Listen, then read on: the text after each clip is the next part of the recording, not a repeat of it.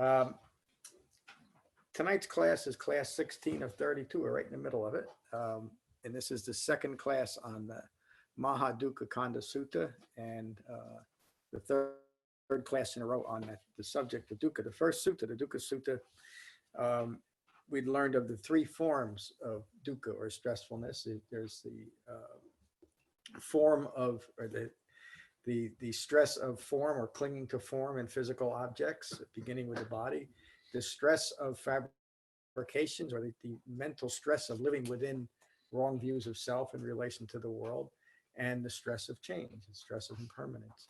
And in this sutta, the Buddha, remember, what is today? Tuesday, last Saturday, the first talk on this, the Buddha was talking about the allure, the drawback, and the release from sensuality. It is clinging to those things that we find sensual, that is the preoccupation with, or that forms a preoccupation with stress. In this sutta, the Buddha continues teaching about the allure, the drawback, and the release from feelings, and the same with thoughts. And these three suttas will conclude this little mini section on dukkha next Tuesday and next Saturday with two talks on the Kula Dukkhakkhandha Sutta.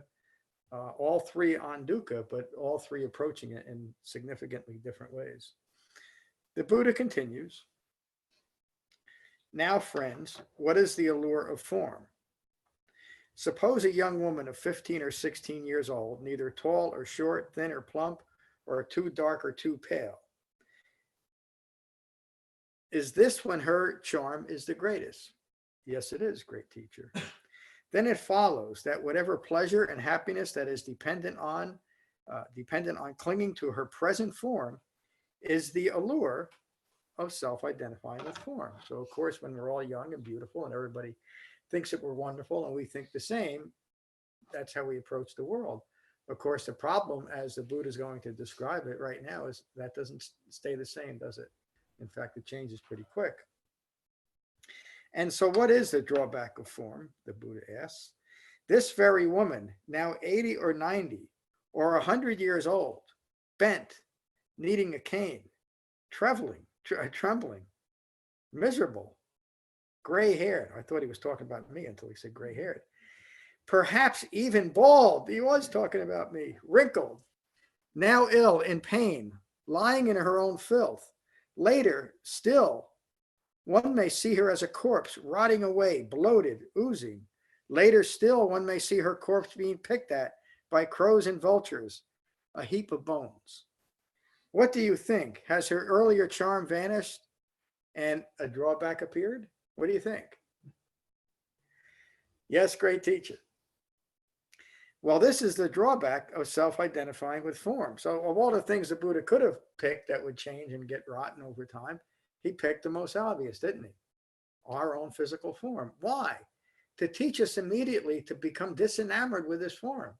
No matter how wonderful it might be or appear, and no matter how wonderful or useful it might be, it's going to end up like that. So why be enamored with it? It doesn't mean we should hate it. It just means we shouldn't be enamored with it. We shouldn't be entranced by it. We shouldn't be distracted by it. We shouldn't identify with it.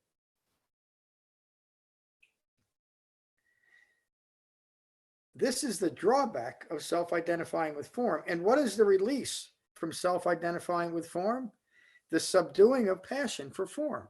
Another word for that would be the ending of clinging to that form. The subduing of craving for form, and the abandoning of passion for form in the abandoning of craving for form. This is the release from form. So if we want to know how to resolve the second noble truth, craving originates and clinging perpetuates suffering, all we have to remember is that to subdue passion for craving and subdue passion for clinging or not abandoning those things that we are grasping after. It's just that simple. Of course, it takes a well-concentrated mind and a refined measure of mindfulness to actually see what we're clinging to. And the beginning with the origination of this sutta, first clinging to sensuality, now clinging to form. And craving for that very existence by clinging to this particular form. which sounds like annihilation, doesn't it? But guess what? We get to keep this form for a certain number of years, no matter how much we crave for it and no matter how much we cling for it. It's ours, as long as we don't identify with it.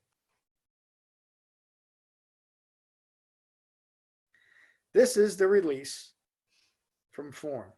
Friends, I say to you that any contemplatives or Brahmins who do not understand form as it truly is, who do not understand the allure as allure, who do not understand the drawback as a drawback, and who do not understand the release from form as release, who could only understand or rouse in others in accordance with what they believe and what they practice.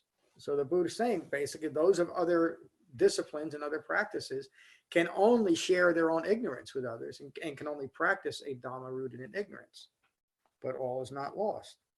He concludes that by saying it is impossible for them to understand form as form, meaning as someone who has developed the wisdom of the Buddha through his Dhamma, we understand form as form. And what does that mean? Of course, any human being, most human beings, will understand a physical object as a physical form, or their own form as form. The problem is we don't see it realistically. We don't know form as form. Or if we knew form as form, I wouldn't personalize this form or any other by saying, this is mine, or I need more of that. You see the difference? The knowing, when we're talking about knowing sensuality or knowing form, no, I didn't mean to rush you by keeping you talking. I should have stopped talking and given you a chance. Sorry, Julie. When we know sensuality or form or feelings as they are, it's a dispersonal, dispassionate knowing. That's what the Buddha is teaching. Do we all understand that? Yes. This is not me. This is not mine. This is not what I am. This is not myself. This is completely impersonal. The form, the sixth sense base within the form, what gives rise to sensuality, is all impersonal, except that I make it personal by a wrong view rooted in ignorance of Four Noble Truths. But now that I know form as form and not as me, I'm released. I know the release from form through knowing form as it is. There's no me here. It also helps to think back to some of the other suttas, such as the Dhatuvabhanga Sutta. We understand that this form that prior to this particular moment, I was craving for and clinging to. But now that I understand this form is only made up of the four elements, the space property and the thinking property, there's no me there. I can certainly let go of it. And it'd be foolish to continue craving and clinging once I know form as form. That's what the Buddha is referring to. It sounds like a lot, and I probably used too many more words than I needed to, but it's simply that. Just like the Buddha taught what's today, Saturday? We know sensuality as sensuality. It's just that. It's not even something to overcome, except that we understand that what we're overcoming is not sensuality as much as sensuality informed by ignorance, by a wrong view. It's the important thing.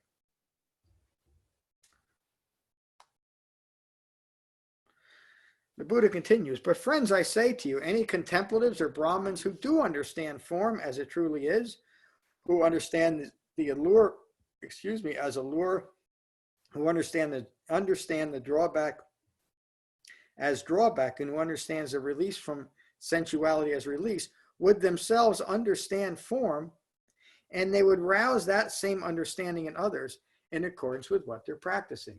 So basically the Buddha is saying even those of other sects, other disciplines, other dharmas, if they take to the Dhamma and develop the Dhamma, they will have awakened. There's no drawback in that. The only drawback is in not developing this understanding.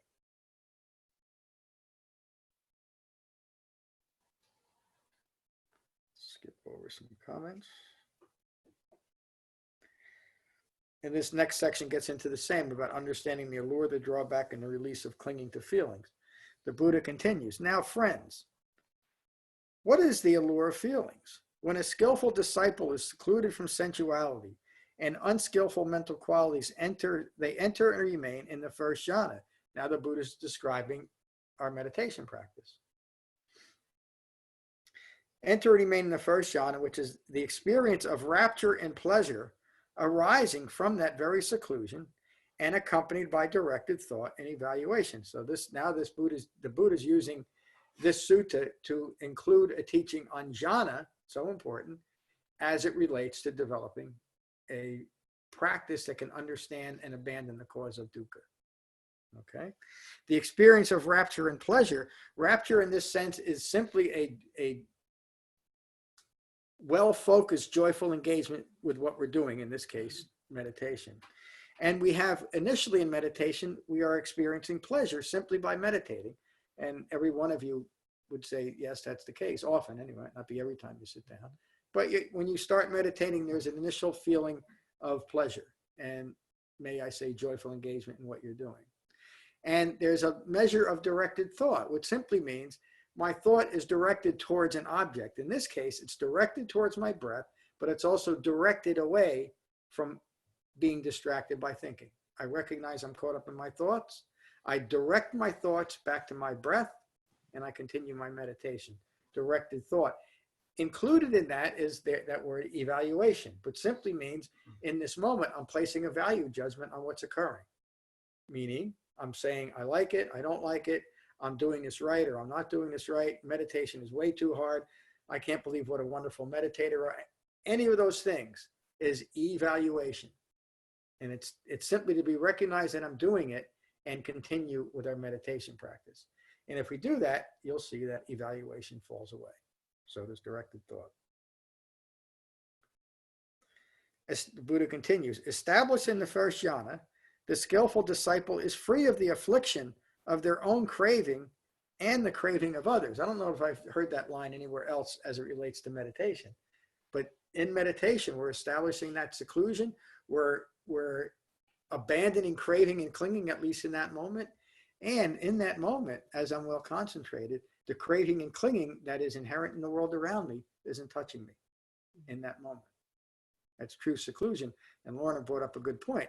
This seclusion that we're a few weeks ago, the seclusion that we establish on our cushion is the same seclusion that we take off our cushion as we go out into the world and remain in the world, but still secluded, not entangled by the world. Why? Because we've developed that measure of concentration. Established in the first jhana, the skillful disciple is free of the affliction of their own craving and the craving of others. They experience feelings free of craving. Free of the affliction of craving is the only skillful allure of feelings. Free of the affliction of craving is the only skillful allure. So a really important line, because the Buddha is not saying in anywhere, but certainly here, that feelings are bad or even hurtful as long as we depersonalize them. But if we continue to personalize them, then the allure of feelings is present and it's a distraction. But if we depersonalize feelings, just as we do with thoughts, then feelings are simply feelings.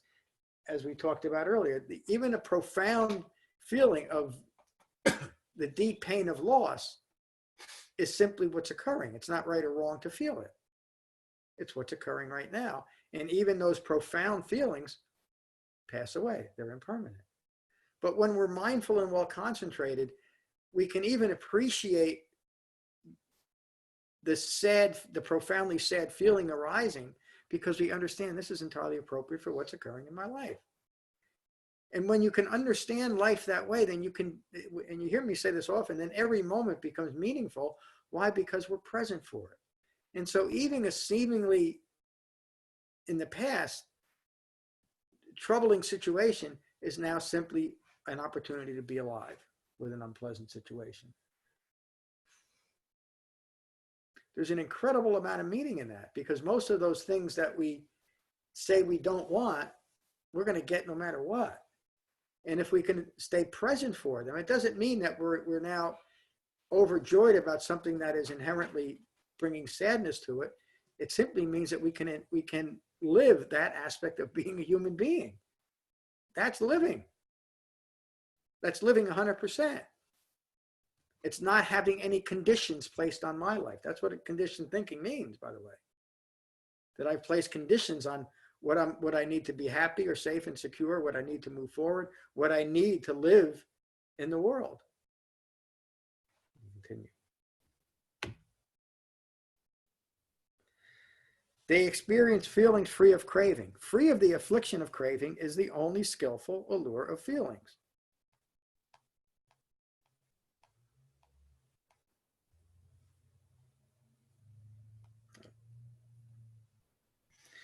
Continuing in meditation, the skillful disciple, with the fading of rapture, remaining equanimous, mindful and alert, and sensitive to pleasure within the body.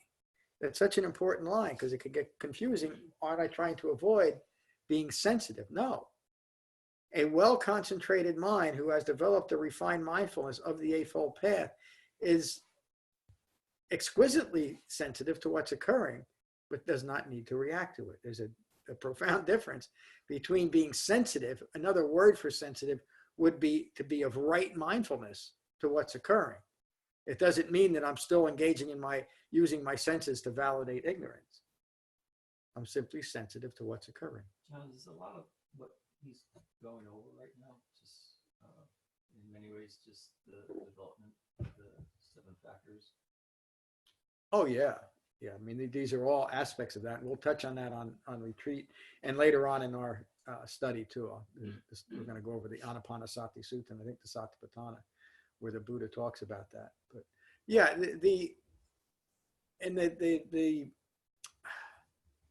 what can be misleading about teaching the jhanas is taking it as achievement when it's not. It's simply levels of meditative absorption, and we all go through this. If we start using these as levels of achievement, we'll simply be grasping after them, and we won't develop those 7 factors of awakening from them. It's important just to notice that it's developing. They enter, remain, and let me go back. Continuing in meditation, the skillful disciple, with the fading of rapture, remains equanimous, mindful, and alert, and sensitive to pleasure within the body. They enter and remain in the 3rd jhana, which the noble ones declare as anonymous and mindful, a pleasant abiding. So that 3rd level is simply deepening our concentration to the point where there's now a pleasant abiding in our meditation. There's an inner poise that has been established. It doesn't necessarily last. In fact, for most of us, it won't. But it's simply to be experienced as a deeper level of concentration without any directed thought or evaluation. And again, for most of us, and certainly for those in the beginning of a meditation practice, that's likely to be very fleeting, and that's fine. It's important to simply notice it, that I've had that feeling of profound equanimity. Has every one of you experienced that, even if it's just for a few moments? Has anybody not? Please say yeah. Please say no if you haven't experienced it, because I can't see if you're shaking your head. No? Okay. That is the important thing to understand about jhana and jhana meditation, just to understand that it's bearing fruit, that it's developing as it should be. Continuing meditation, the skillful disciple, with the abandoning of evaluating pleasure and pain, they enter and remain in the 4th jhana, which is experienced as pure equanimity, mindful and free of evaluation. Would everybody say they've achieved that, even if it's just for a moment? Yes. So you're all developing meditation as the Buddha teaches. And again, the reason why I'm emphasizing that is so that we don't keep grasping after something that we haven't prepared our minds for. As long as you're recognizing and engaging in the method, all 4 levels are developed in nearly every meditation session, and sometimes to very profound levels. But it's enough to understand that we're doing what the Buddha taught. Now, the skillful disciple is free of the affliction of their own craving and the craving of others. They experience feelings free of craving. Free of the affliction of craving is the only skillful allure of feelings. Now, friends, what is the drawback of feelings? Well, feelings are impermanent. They're always subject to change. And so when attached to, are always stressful. This is the drawback of feelings. Really what the Buddha is saying, the drawback of feelings is attaching ourselves or clinging to feelings. And what is the release from self-identifying with feelings? The subduing of passion for feelings, the subduing of craving for feelings, the abandoning of passion for feelings, and the abandoning of craving for feelings. This is the release from feelings. So it's possible to practice a preemptive type of Dharma here, Dhamma, that the Buddha is talking about, isn't it? If we prepare ourselves properly through the Eightfold Path, through right meditation, we can forego some of the disappointments by not clinging or craving to feelings. And it's whenever we find ourselves thinking about something that's coming down the pike that we know is coming our way, and we're feeling really good about it, remind yourself you just distracted yourself out of the present moment. Come back to what's occurring. Come back to a mind resting in peace and equanimity. If you find that your mind is troubled in the moment by something that's coming up, come back to the fourth level of jhana. Because if you think it's coming up, it's not coming up. At least it's not coming up right now. It's not occurring right now. That level of jhana that we establish in meditation and continue to cultivate through the entire Eightfold Path is what we take off our cushions moment by moment and live that way as an awakened, fully mature human being.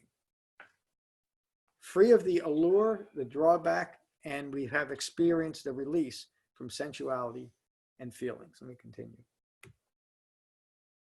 Friends, I say to you, any contemplatives or Brahmins who do not understand feelings as they truly are, who do not understand the allure as allure, or who do not understand the drawback as drawback, who do not understand the release from feelings as release from feelings, who could only understand feelings roused in others in accordance with what they, and rouse in others in accordance with what they believe and what they practice. It is impossible for them to understand feelings simply as feelings.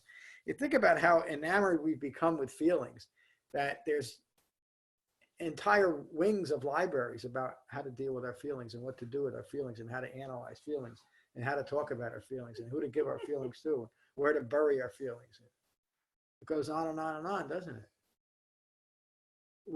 We have a society that is encourages everybody else in its society to do just what an awakened human being said don't do.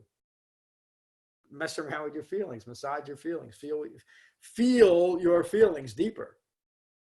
Go deep into your feelings. That's fine. But if you want to awaken as a Buddha teaches, you'll simply recognize feelings as feelings and get out of it. Reclaim your mind. Reclaim your mindfulness and realize I'm simply distracted by feelings that in and of themselves are nothing. Once a feeling has occurred in my mind, anything else I do with that is abstracting the feeling. How's that for a phrase? Doesn't make any sense, but it fits, doesn't it? Because as I start massaging this inner feeling that I have and thinking about where it came from and who gave it to me, how I'm going to pay him back, or what else I'm going to get to compensate for it, I've lost my mind again, haven't I? Over a feeling that has absolutely no power over me except the power I give it. And how do I give feelings power? By identifying, by saying, that's me. Or these are the things that I need to be happy. These are the things that I need to avoid to maintain my happiness. These are the life situations that I cannot allow to happen to me, like sickness, aging, and death. I cannot, again, tolerate not getting what I want. For the rest of my life, I got to get what I want or I'm not going to be happy. I said that at 5, it didn't do me any good, and I can say it at 64, it's not going to do me any good. Or what I can do is take that mindful equanimity off my cushion and realize that the conditions off my cushion are exactly the same conditions as I had on my cushion, meaning the way that I'm holding my mind. If I'm seeing my life through right view, then I'll have a calm and peaceful and meaningful life. If I continue to cling to views rooted in ignorance and ignore who and what I am in relation to the world I'm living in, I can only hope to produce more stress. Because I don't understand the allure of sensuality. I don't understand the allure of indulging in my feelings. I don't understand the allure of indulging my thoughts when those thoughts are rooted in ignorance. John, Yes. the Buddha says here that really what I hear, the only way to truly understand our feelings is starting Let's see a little bit. in meditation. That's I don't know. I only hung up because you're saying the Buddha said this. The Buddha's he didn't obviously say it directly, but yes, he's saying that everything starts with a well-concentrated mind. You can't do any of it, but then out of that well-concentrated mind, the other 7 factors of the Eightfold Path are the guideposts for what to do with that well-concentrated mind. Learn more about right view, right intention, et cetera, et cetera. Learn what right effort truly means. It means stay with it. Right. Learn what right mindfulness is. Most people think that mindfulness is simply being mindful of what's occurring. That's a good thing to do, but it's not what the Buddha taught, is it? right. But as he speaks of the form and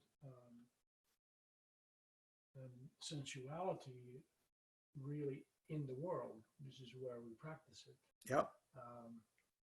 This year, he just focuses primarily on meditation practice as the foundation for Yes. understanding feelings. Yes. And so understanding dukkha. Mhm. Remember that the overarching It is. theme of these particular suttas, and you could say the entire Dhamma, is to understand dukkha. The Buddha teaches an awakened human being has a quality of mind that understands stress, understands dukkha. The quality that the Buddha attributes to that mind is a mind of calm. There's nothing mystical or magical or unachievable about any of that, is there? That's right view. Thank you, Ron. But friends, I say to you, any contemplatives or Brahmins who do understand feelings as they truly are. Let me ask the question. Anybody can answer. What are feelings as they truly are? If somebody doesn't give me the right answer, I'll leave. Impermanent, venerable sir. Arising and passing away. It's a feeling, it's just a feeling. Yeah. Arise and pass away. Good thing, because I almost left. Feelings are just feelings.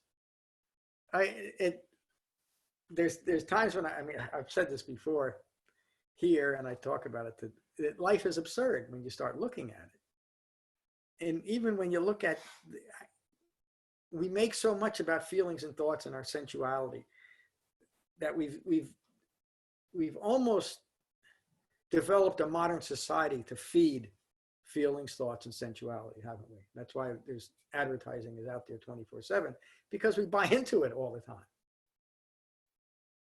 But think about this. Think about what the Buddha's saying. Think about what I'm saying. Think about what we're learning here. These things that have driven my life are like foam on the ocean. Feelings and thoughts and chasing after sensuality. There's nothing there. It's not like there's nothing there worth chasing. There's nothing there. Meaning there's nothing there in any permanent way. There's nothing of any permanent substance that I can attach myself to or think that I need. And when you take that thinking far enough, it gets you to the point where you realize, I'm not going to cling to anything because it's all impermanent. This is how the Buddha's Dhamma resolves within the 3 marks of existence and within Anatta. That's what the Buddha's teaching here. Ram picked it up correctly. That's why jhana meditation is so important. I can tell you with, how do I say this?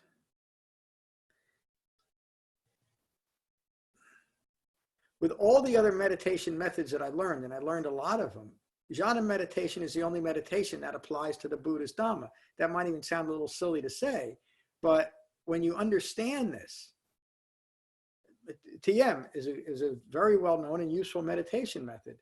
It wouldn't apply to this because it has a different focus. Any type of other breath-based meditation that doesn't encourage concentration, but rather looking at your thoughts, which is really what modern Vipassana meditation is, to quiet your mind a little bit by being mindful of your breath, and then just look at all the thoughts that are flowing, or follow one thought. That doesn't increase concentration. The Buddha taught Dhamma, taught meditation, jhana meditation, to increase concentration so that we could do just this. If my mind isn't concentrated enough, no matter how much I might want to, or somebody tells me I should, I cannot become dispassionate about feelings and thoughts. Why? Because they're mine. They're who I am. It's an impossible task without understanding why and the right method to do it. It just simply can't be done. I know I'm making an absolute statement and I can be proven wrong, but I've never seen anybody else do it. And an awakened human being taught it just this way, to understand feelings as feelings, thoughts as thoughts, sensuality as sensuality. Just as what it is. Let me continue.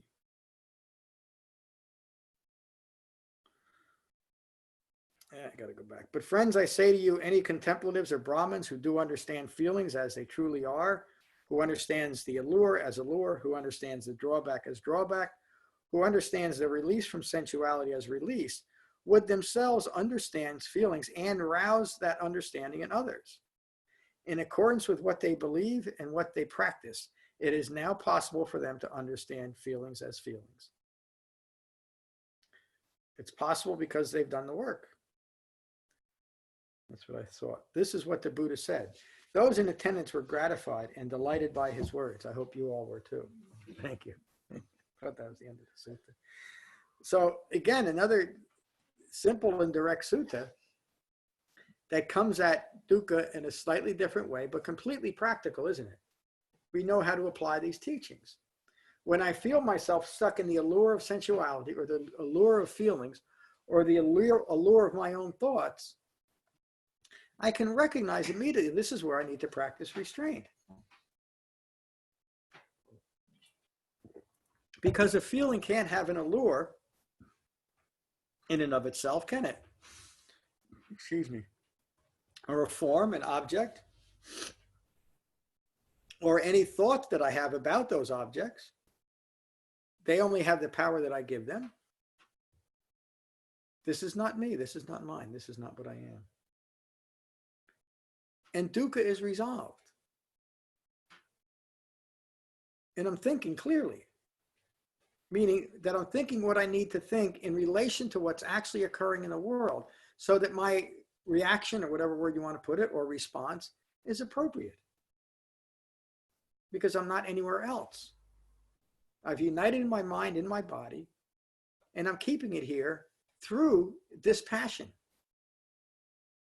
As soon as I become passionate, I've lost my mind again, haven't I? But now that I understand the allure, the drawback, and the release, I can do it anytime I want. And I will. Let's talk to Mary first. Hi, Mary. Jane. Hi, Jane. Hi, Jane. Oh, hi, John. You fooled me there. I fooled everybody, including myself. How are you tonight, Jane? Well, thank you. It's a very important teaching for me, especially I'm working through some issues, so thank you. I'm glad you joined us. I'll see you Thursday morning, huh? Yes, you will. Great, great, great. Matt, good to see you. Good to see you, John. Good to see everybody.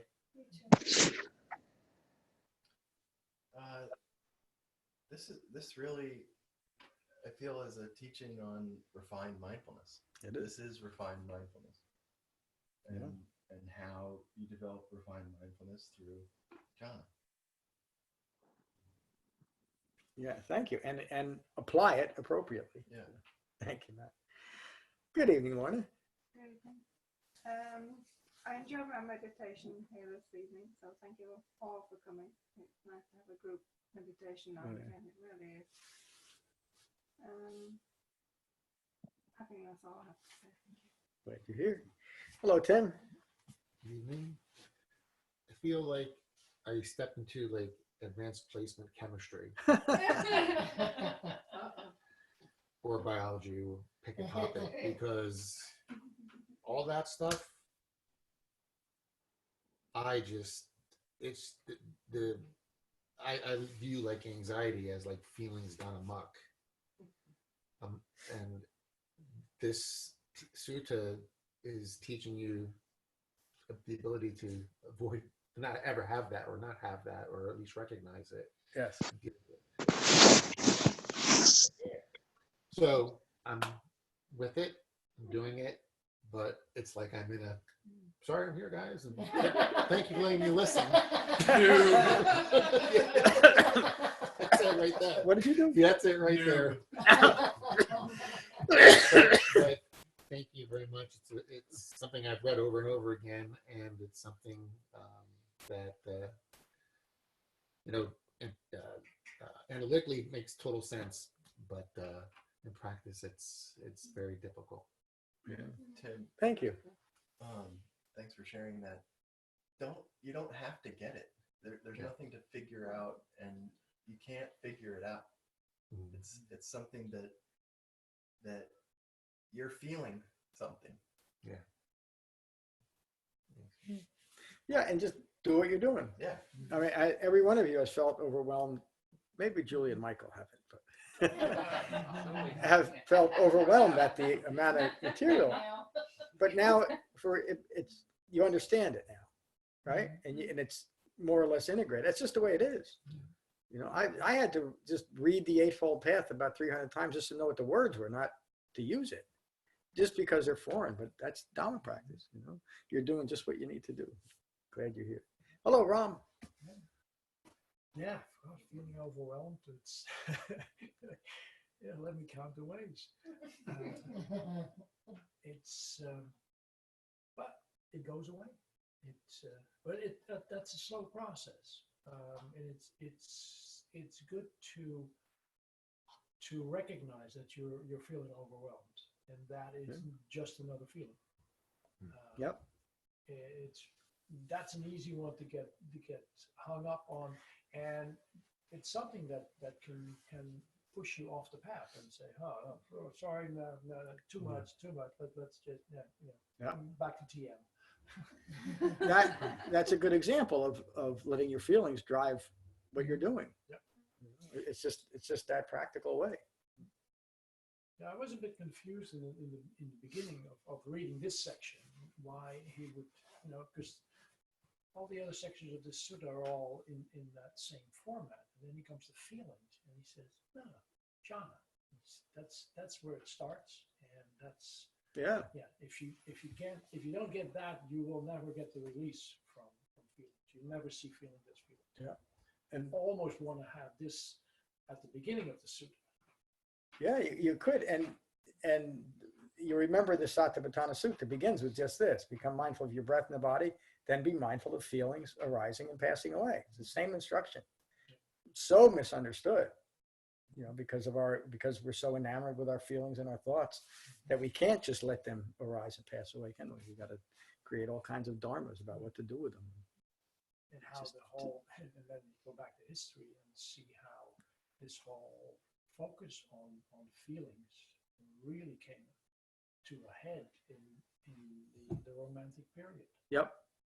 It just all of a sudden, the whole world order had just been changed, and from there being a beautiful order of the kings and the royals, and all of a sudden the middle class saw itself in power and had to find a foundation for that, and the foundation for that was this me. It was feelings. It was. My feelings are really important because that's what I am. Yeah. This whole identity thing, Look how far it's gone too. And this whole country really is based on that. Yeah, and fabricated feelings and thoughts. But that's how most of the world is living their life from that. That's what the Buddha recognized when he said in the Loka Sutta, "I looked out on the world, and the world is a flame. A flame with what? The fires of passion." That's what he's talking about, and nothing's changed, has it? It hasn't, but we can. Thank you, Kevin. Good to see you. John. Nice to be here.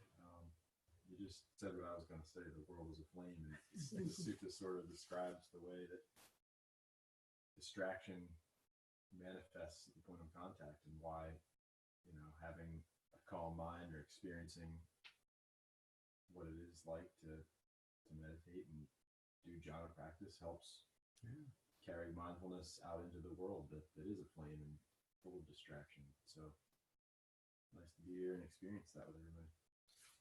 I'm glad you're here. I mean, it is just that. It's wonderful to be able to take that secluded mind out into the world and not be affected by it.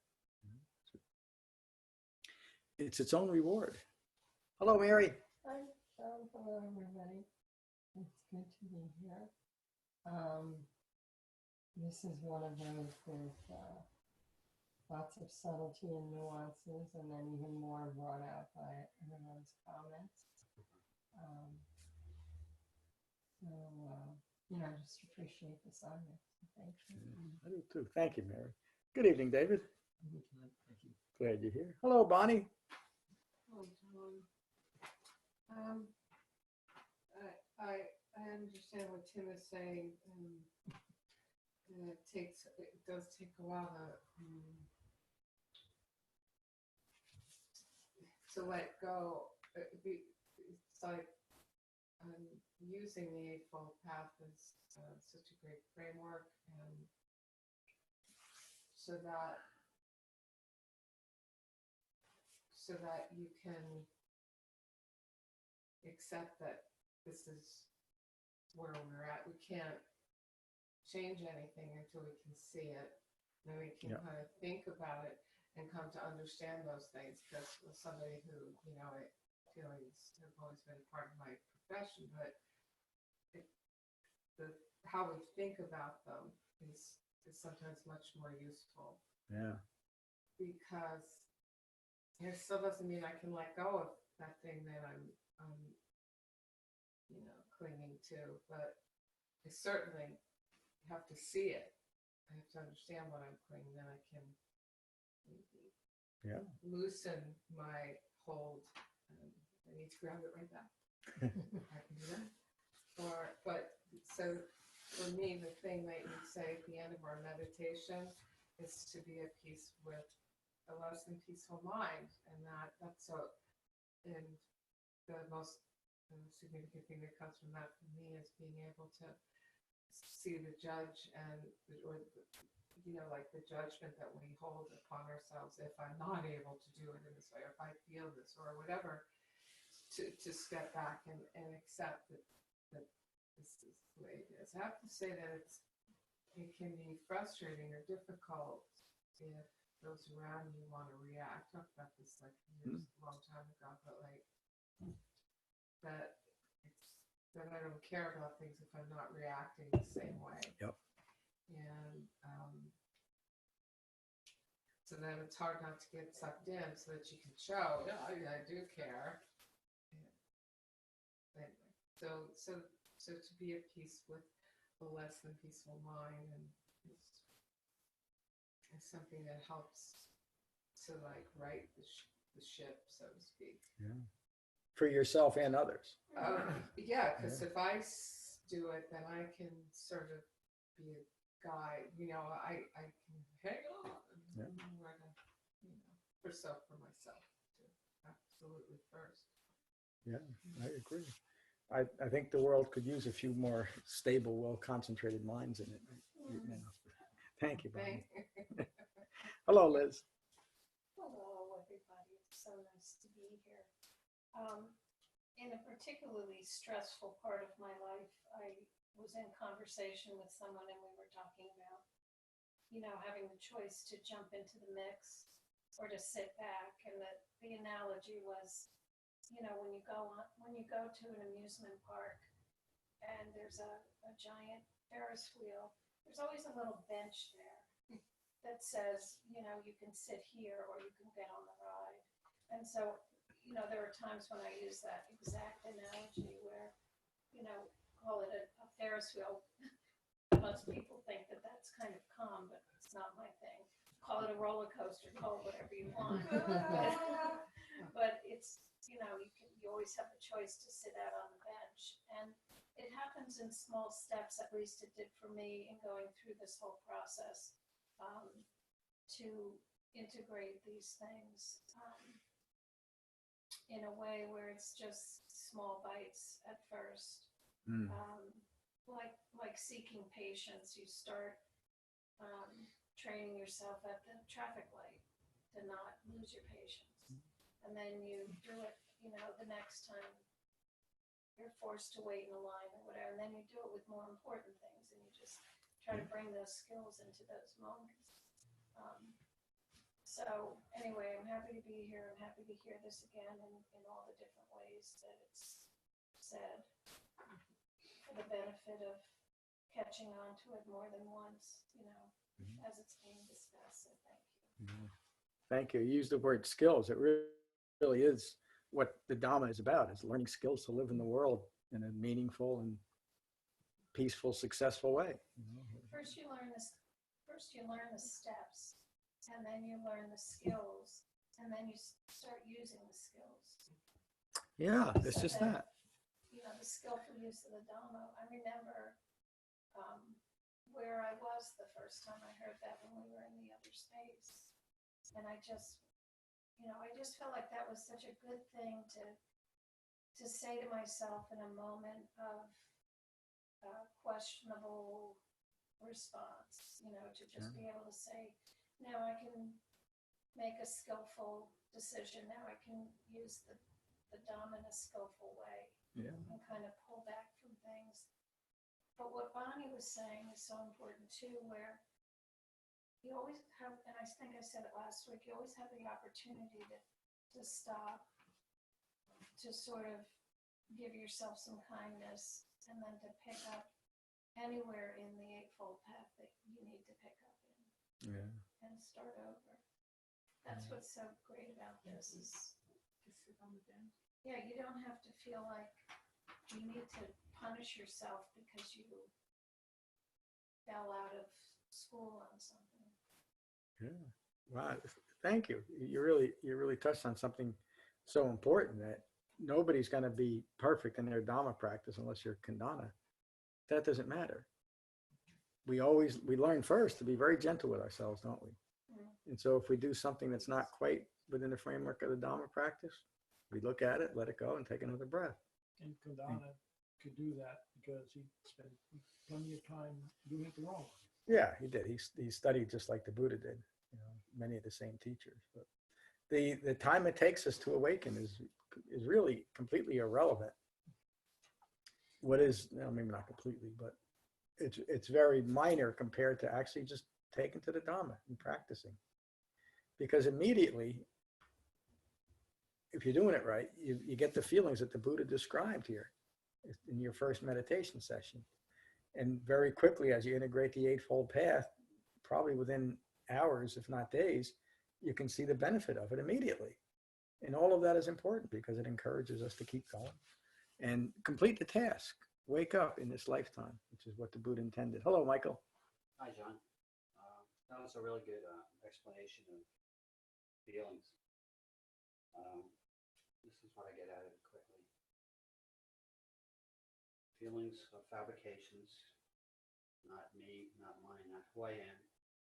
Point of contact is a tricky point, okay? Refine mindfulness, Eightfold Path. Yes, and the point of contact is simply just that. It's encountering the external world through our senses, or it's coming up against our own thoughts, which are, from a mind rooted in ignorance, are always objectified. So it's just that. It's really, the point of contact is what's going on with me right now. And in most cases, what's going on is not even worth noticing. It's just life unfolding. And occasionally we'll be in a situation where there's something I need to be noticing right now. Now is an opportunity to practice the Dhamma. If I find my mind is less than peaceful, I know that I'm entangled in something. I don't need to do anything else except recognize it, take a breath, come back to what's occurring. And I've reclaimed my mind. Pretty good deal. Thank you. Thank you. Hello, Julia. Hello, John. I really enjoyed this lesson. I feel like it's a kind of, let's see if I can phrase this correctly. It kind of, it shows, like it lets you realize that your practice of meditation is working. you know, the more you practice, it's that you don't have to really worry about like, oh, am I doing this right, or am I controlling my feelings or my thoughts? The more you practice the meditation, the more you instill that peace. Yep. The more you instill that peace, the more you condition your mind to control your thoughts, to control your emotions, and to walk through, you know, the world what's the word for it? Untouched. You know, Yeah. You can walk through a world all aflame, but be untouched by any of the things going on, and you could be a witness while keeping that pure silence and stillness within you. Yeah. So I feel like this lesson kind of gives you an example so that you can say, oh, it's working. I feel that. Sometimes I have glimpses of that.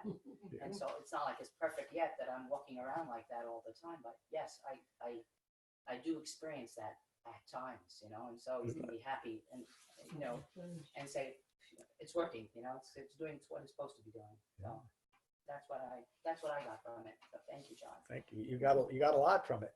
And isn't that wonderful to have that experience of being in the world, but not stuck in it, not being affected by it? That's what freedom feels like. And it's there for everyone. Somebody joined us and left. No, they're gone. So there's no class this Saturday. We'll be on retreat. Next Tuesday begins a two-part class talks on the Dukkhakkhandha Sutta, the lesser discourse on dukkha. This was the Maha-Dukkhakkhandha Sutta. The words really don't even make any sense to most of the times when they're used to apply to suttas with the same name. Oftentimes the lesser discourse happens to be longer, so there's no rhyme or reason. But a different subject matter though, but still dukkha, so it would be very interesting. I think that's it. We'll finish with metta as we always do. Michael. John, one more question. Sure. And Julie and I just noticed this the other day when we were driving. We were stopped at a light, and we saw these things that almost look like